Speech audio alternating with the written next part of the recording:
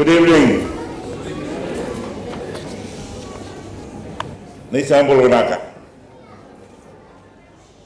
The President of the India-Fiji Friendship Forum, Mr. Sanjay Ambasht, Your Excellency, the High Commissioner of India to Fiji,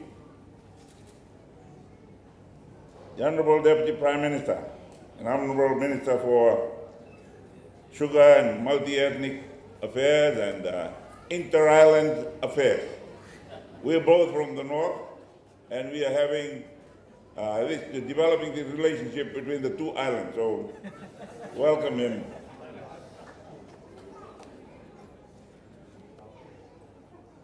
If you had arranged for this function to be held next week, you would have had the Honorable Professor Biman Prasad arriving in my car with a flag. But thank you for having it today so I could come and be your guest. Namaste, Nisambulunaka.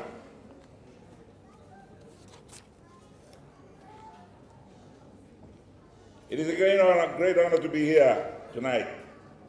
The last time I came to this hall, even some of my brothers were not very keen to be seen close to me.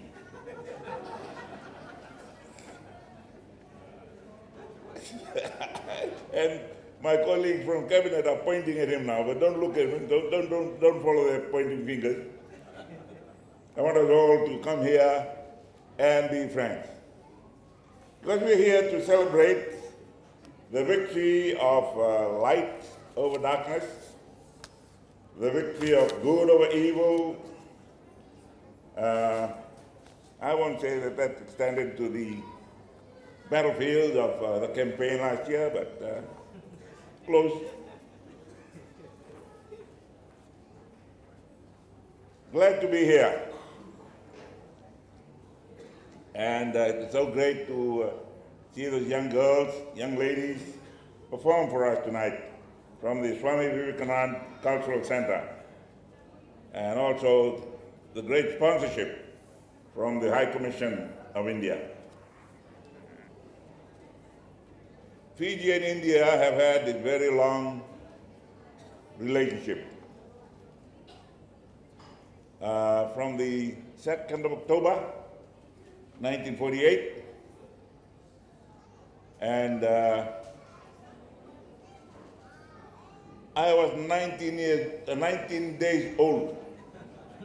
I was 19 days old when that relationship started. So it's not a very old association, and it's pretty young.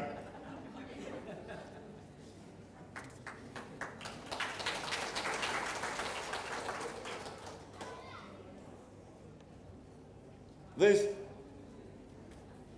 Friendship Forum, the India-Fiji Friendship Forum, was established in 2017. It has become a beacon of unity, a beacon of friendship. It has nurtured and developed our cultural exchange between our two great nations.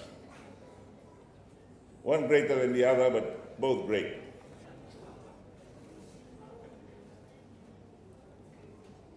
I'd like to pay tribute to the government and the people of India.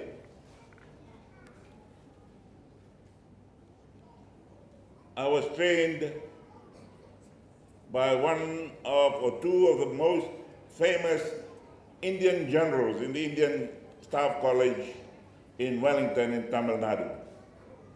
I'm a graduate of the University of Madras. It was then that. So all the faults you find in me, blame them. And if there's any good in me, you can credit it to them. We've had great relationship with India. We have profound connections, and our diplomatic ties have been tested over the years and have proven very, very strong and firm. Throughout the journey of India-Fiji Friendship Forum, it has organized many, many programs celebrating various festivals, including Holi, Easter, and Diwali. I asked the Honorable Biman Prasad last week, did you celebrate Dussehra? And he said, it's not very common nowadays, but yes, some still remember or celebrate Dussehra. I mentioned that because I spent 1 year with the British Gurkhas in Hong Kong. And we celebrated Dussehra, and it was a festival of fun. But we also celebrated with them the festival of Diwali. And when we were in Hong Kong with the Gurkhas, we celebrated the Nepalese holidays, the Hindu holidays, the Chinese holidays, and British holidays. So we spent more days on holiday than working. I thought it was a very good show of cultural integration in the colony of Hong Kong at the time. But we cannot have too many holidays here, but this year, as you know, we've introduced a great one. It is a celebration of Girmitiers. And it cements the aims and the objectives of all these associations that we have here in Fiji and India.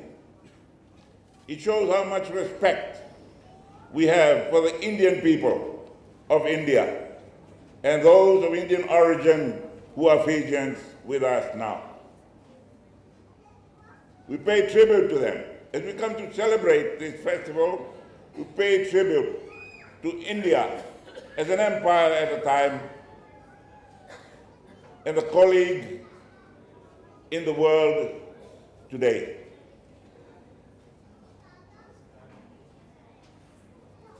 We've had some ups and downs in our relationship here internally in Fiji or domestically in Fiji, but we've gone through because we went through more testing times before.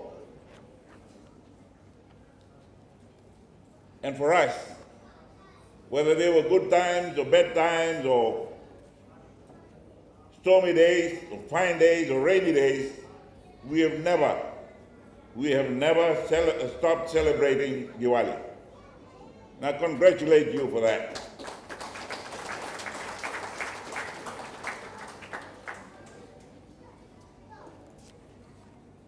But as a holiday, it's only very recently that we're doing that again as a national holiday.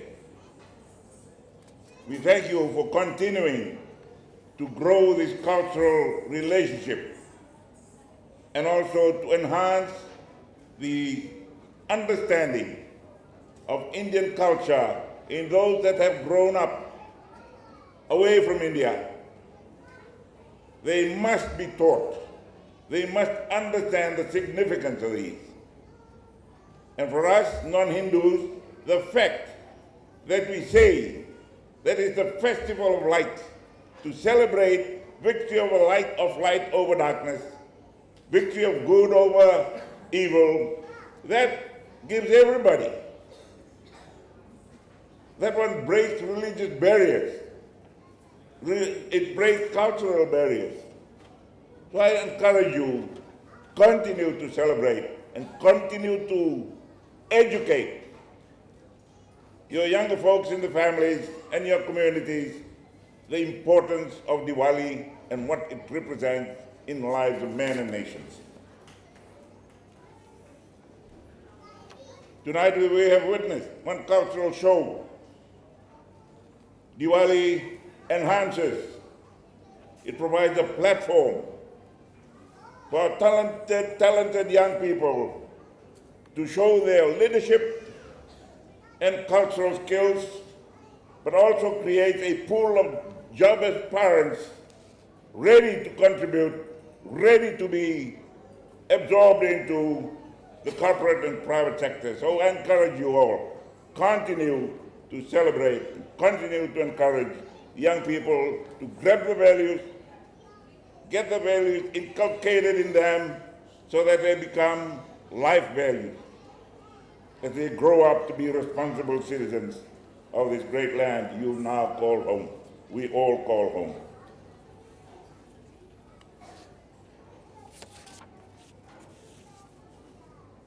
The fact that it's normally celebrated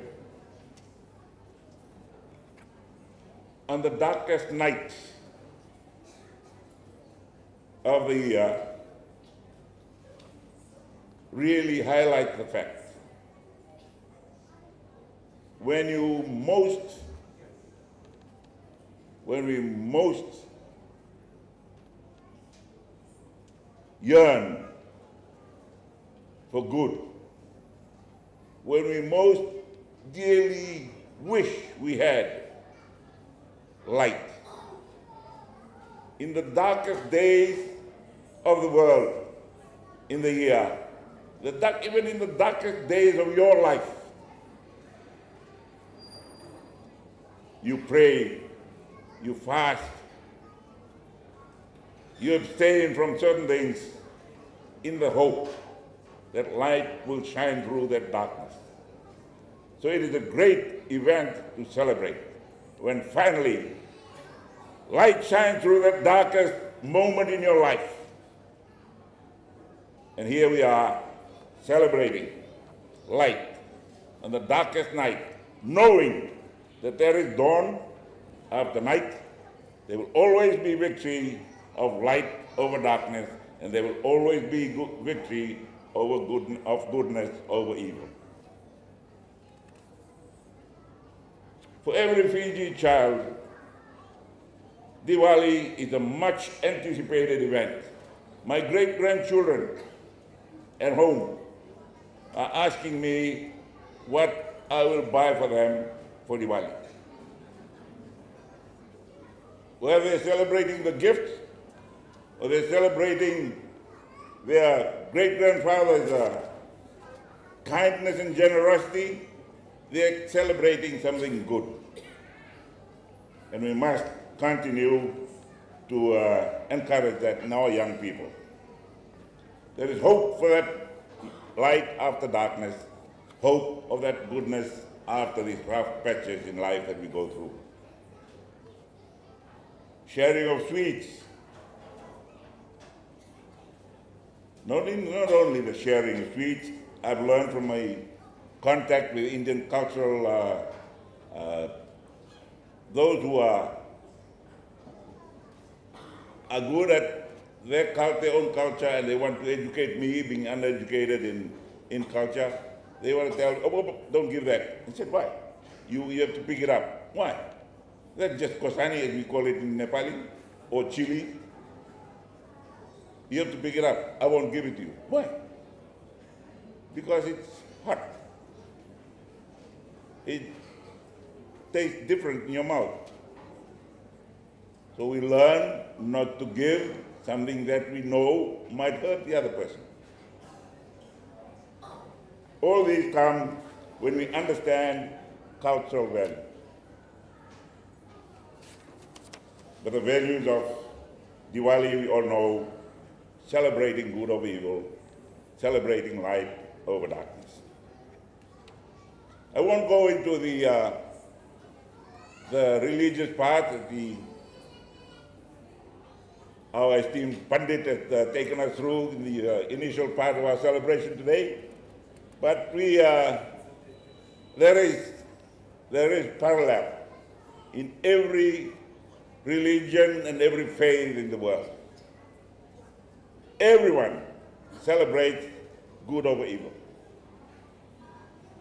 Everyone celebrates light over darkness.